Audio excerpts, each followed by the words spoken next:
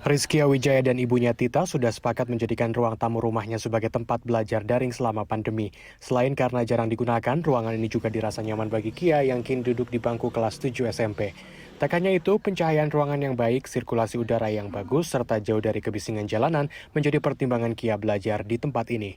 4 hingga 5 jam biasa Kia habiskan di ruangan ini untuk belajar secara daring. Mulai dari mempelajari sejumlah materi pembelajaran, istirahat, dan kembali belajar. Kia dan ibunya sadar betul ketika belajar dari rumah, kenyamanan belajar menjadi hal utama. Nah, karena di rumah kita belajar bosen, kita juga harus nyari ruang belajar yang enak. Misalnya nggak banyak orang di ruangan itu, nyari udara yang segar supaya lebih fresh. Tita Setiawati sebagai ibu sebisa mungkin mendukung segala fasilitas pembelajaran agar proses belajar jadi maksimal. Komunikasi, betul. Karena untuk situasi sekarang yang perlu dibutuhkan ya paling komunikasi dan kesiapan kita aja gitu ya. Tahu sejauh mana sih pelajaran yang sedang anak ikuti gitu ya. Kalau anaknya lagi bahasa ya kita juga belajar bahasa gitu.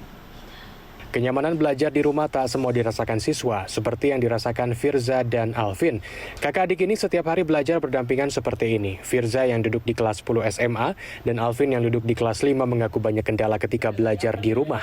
Mulai dari putusnya jaringan internet secara tiba-tiba, bisingnya kendaraan yang lewat di depan rumahnya, hingga adanya gangguan dari adik terkecil yang masih ingin bermain bersama. Menurut Firza, kondisi seperti itu seringkali memecah konsentrasinya.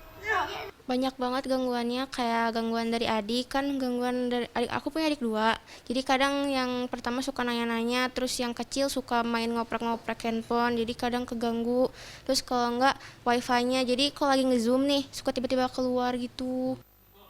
Sadar anaknya merasa kurang nyaman belajar di rumah, ada hal yang dilakukan Risa sebagai ibu. Saya urusan rumah tangganya disampingkan, saya lebih mentingin anak yang supaya nggak ganggu gitu si adeknya.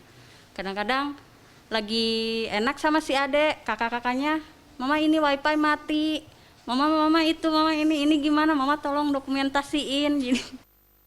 Menurut dosen psikologi pendidikan Universitas Pendidikan Indonesia atau UPI, ada beberapa hal yang bisa diterapkan agar proses pembelajaran di rumah terasa nyaman. Pertama, tanamkan suasana hati yang nyaman dalam diri siswa untuk melakukan proses pembelajaran. Pilihlah ruangan yang memadai atau bahkan bisa lakukan proses pembelajaran di alam terbuka dengan menerapkan protokol kesehatan.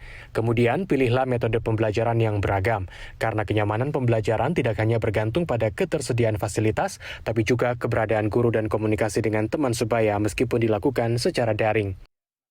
Kita tidak bisa pungkiri bahwa peran guru dikala berinteraksi dengan anak di kelas itu sangat penting. Yang kedua adalah teman sebaya, apalagi remaja ya. Mereka bisa melakukan curhat, kemudian mereka melakukan diskusi. Nah, Pak Ubi pikir dua hal yang sedikit mengganggu aktivitas atau efektivitas belajar itu adalah dua. Karena dalam perspektif Pak Mubi, belajar itu harus membahagiakan dulu. Selain komunikasi dengan guru dan rekan sebaya, peran orang tua juga diperlukan selama masa pembelajaran secara daring guna menciptakan kenyamanan belajar pada siswa. Tim Liputan CNN Indonesia, Bandung, Jawa Barat.